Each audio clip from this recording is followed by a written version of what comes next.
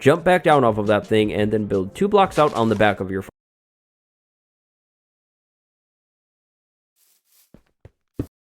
farm. The back can be any side, and then 3 blocks out in every other direction. And to be clear, when I said build, I meant dig. You will want to dig this whole rectangle area out and then continue the back.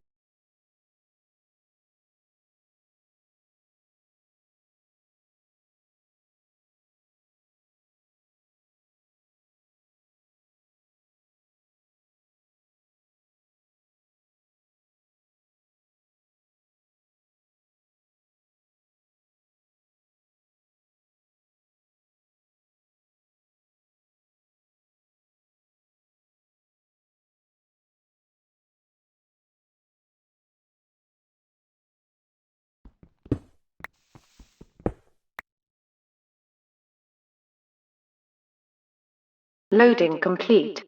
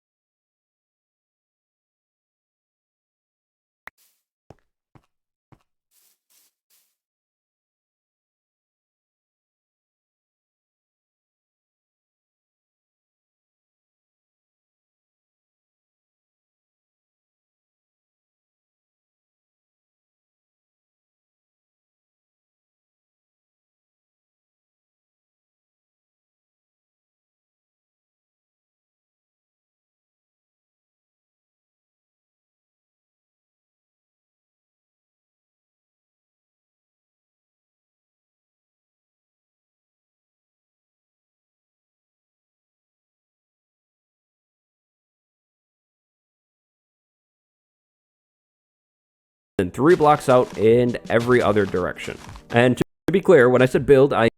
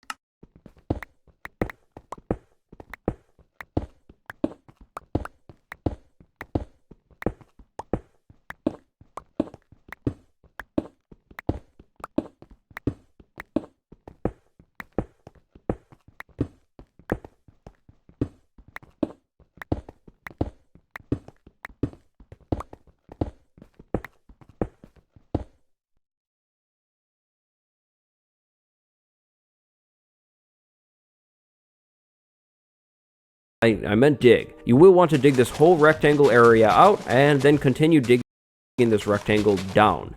This rectangle needs to be 3 blocks deep everywhere. After digging this thing out, go ahead and go around the edge and replace any grass blocks with something that is not flammable, because even without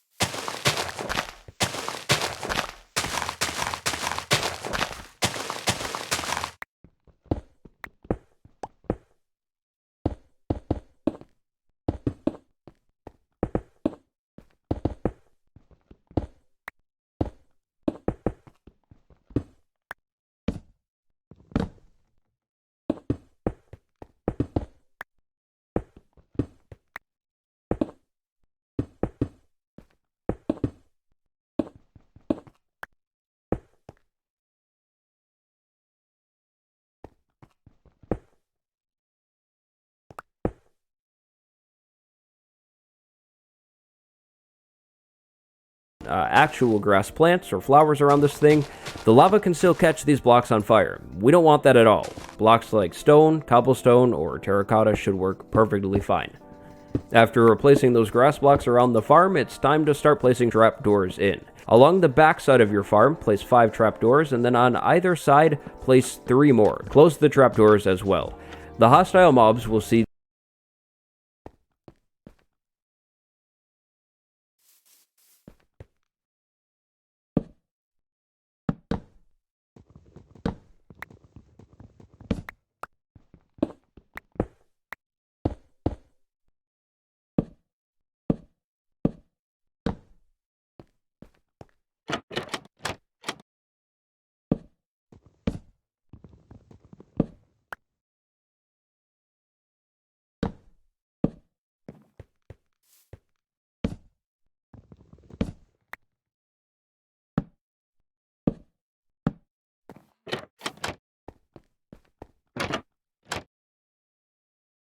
these blocks as walkable blocks and try to walk over towards the villager that will be up here eventually and actually fall down into our trap.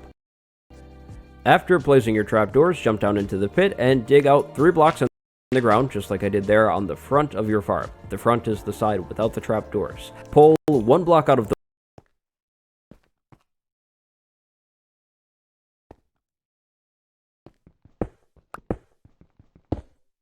wall as well, and then place 3 signs on top of each other, just like this here. Now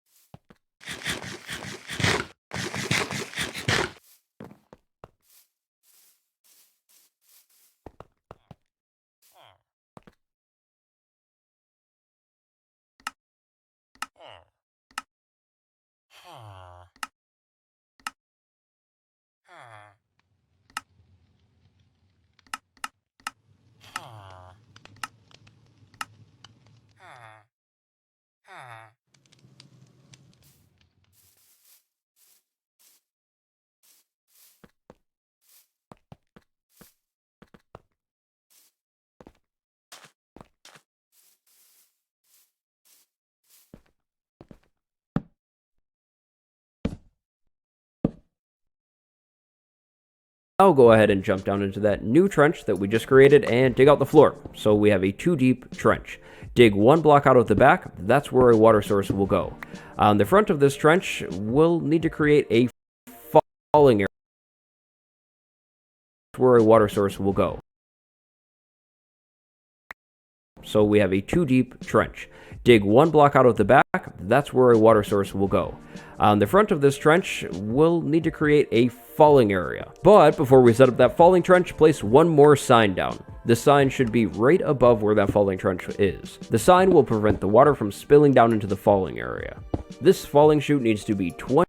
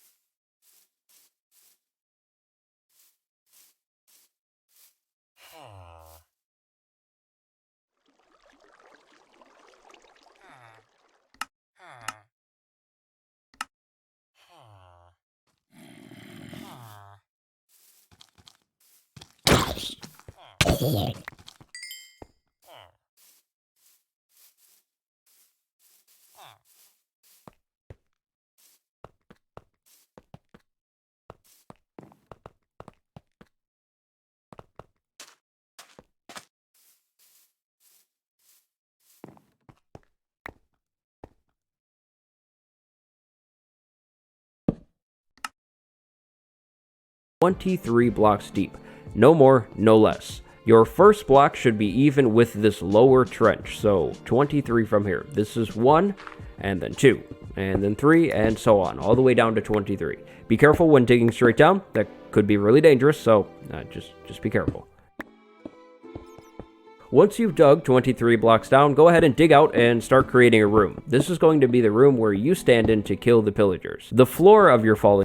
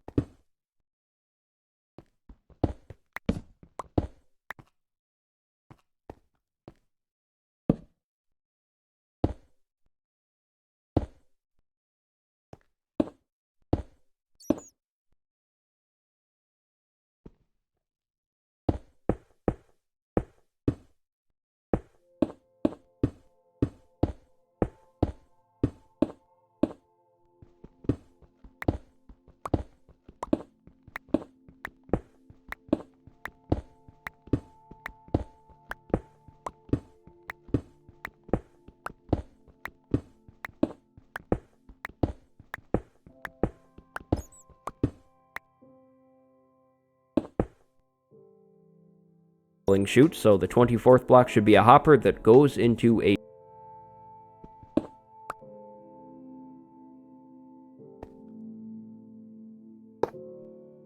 chest. Go of your falling chute, so the 24th block should be a hopper that goes into a chest. Go ahead and dig this room however large or small that you'd like, but just know that we will be putting a villager in here as well that you'll probably want to lock up in like a separate room off to the side or something like that. So consider digging a fairly large space. Go ahead and place an exit that goes back up to the surface from this room. That exit could be a staircase, a ladder, whatever you'd like.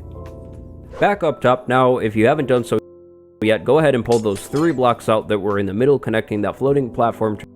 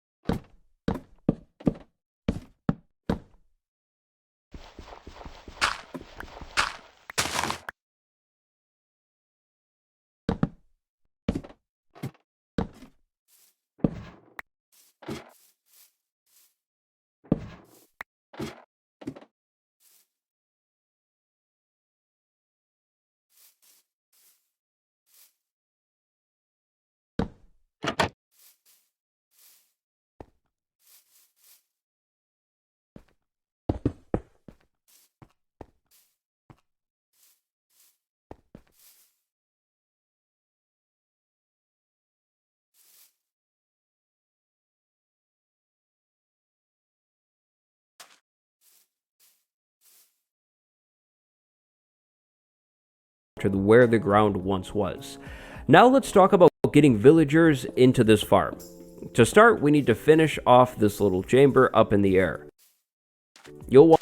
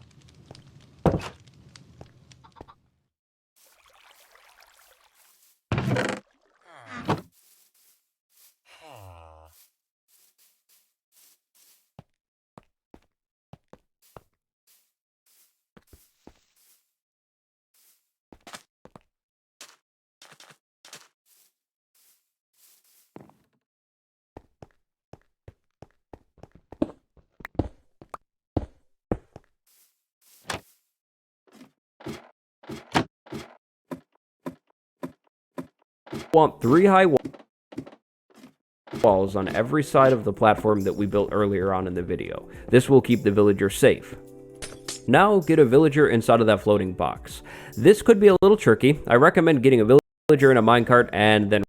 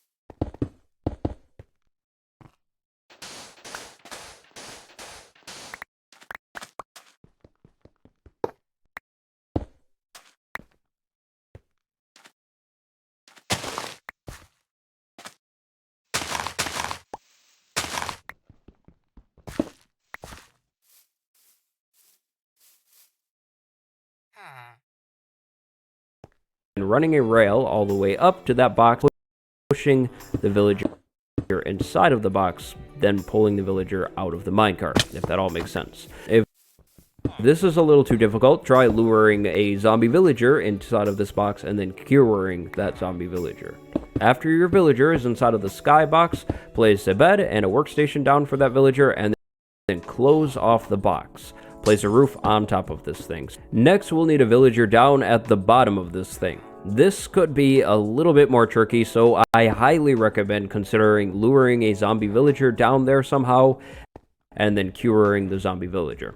If you don't like that idea though, you can move a villager over to a hole that you place in the ground. Make sure you have a slime block at the bottom of that hole and nudge the villager into the hole somehow. This could be a little challenging, but patience is the key.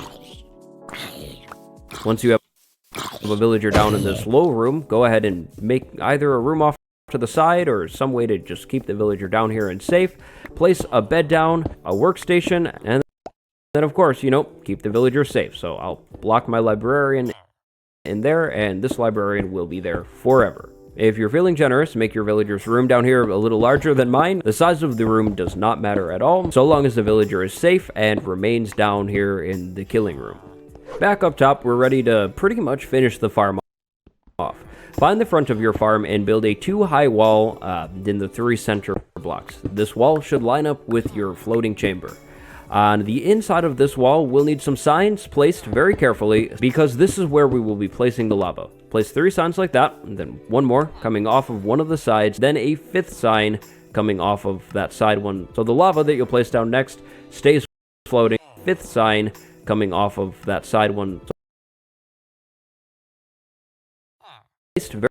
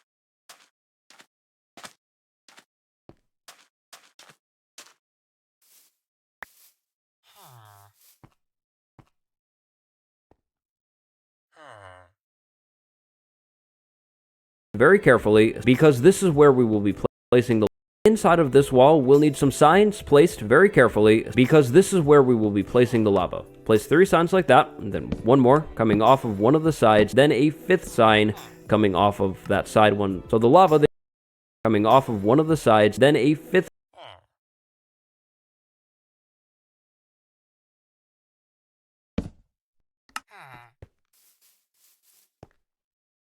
sign coming off of that side one. So the lava that you'll place down next stays floating in a single cube. On top of the lava, place a trapdoor. The trapdoor will stop the Ravager from swimming up the lava and just creating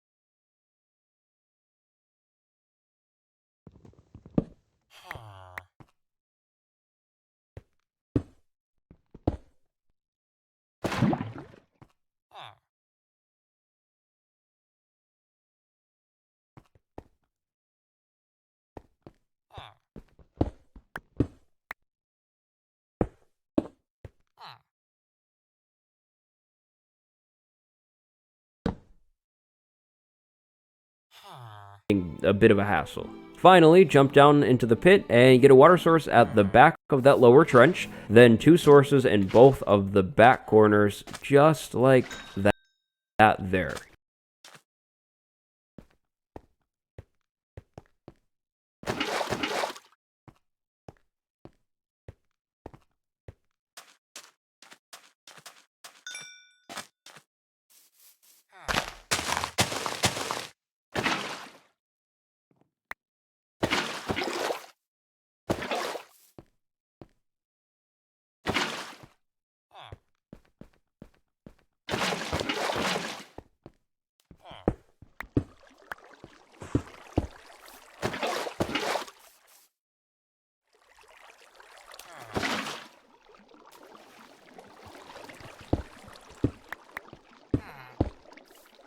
You should notice all of the water flowing towards the front, lower trench.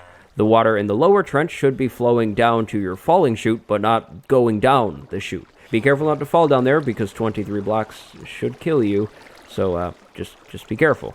And that is actually pretty much it. If you have a ladder entrance to the killing chamber, you should probably cover that up with a building or a trapdoor or something, so you don't find any unwanted guests. Down in your killing room, make sure the entrance to that falling chute is no more than 1 block. If you leave a too high entrance, the raiders will fall down here and then wander around this room, and that would be a huge problem. So now you're ready to set out and get that bad omen effect. You can obtain the bad omen effect by killing a pillager captain. A pillager captain is the pillager with the banner on its head. Once you have the bad omen effect, run back over here and go down to your killing chamber and wait. The raid will be called in shortly. It should fall into your trap, and then you can kill the raid members down at the bottom for all of the XP and all of the loot.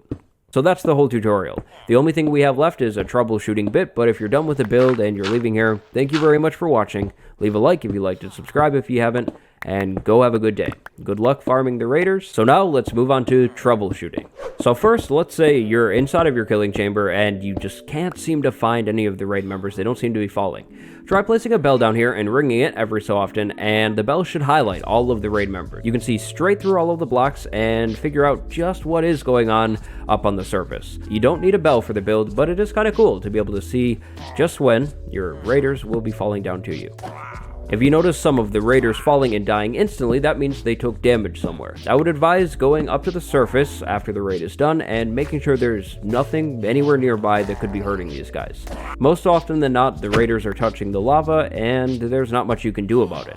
If it's really frustrating you, go ahead and remove the lava source at the top, but just keep in mind the Ravagers won't be killed. You'll have to go up there and kill the Ravagers yourself to progress to the next raid wave. Next, if you're having issue with collecting your experience, try digging out some blocks around the side of your killing chamber like I've done here, so you can jump up here and collect your XP and drops if your chest is full like mine is. I should probably empty this. While these raid members fall down here, let's talk about villagers to use. I recommend using librarians or stonemasons as your villagers, especially for the villager that is down in the killing room with you.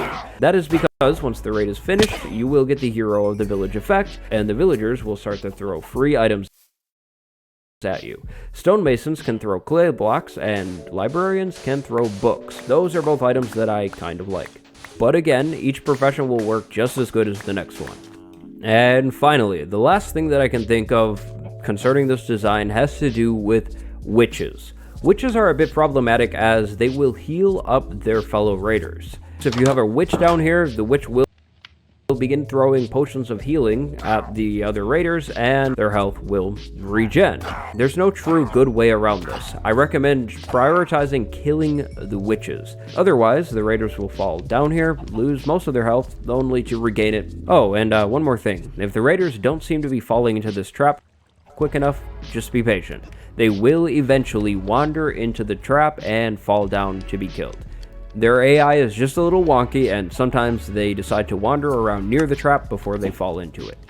And so, that just about does it. Those are some of the biggest questions or concerns that I could see being raised with this design. If you do happen to have any more, feel more than welcome to drop those questions down below in the comments, or slide into my Discord and ask them there. If you enjoyed it, leave a like and subscribe, and on the end slide will be my tutorial playlist. Thank you very much for watching. I'm Waddles, and I will see you next time. Goodbye, everybody.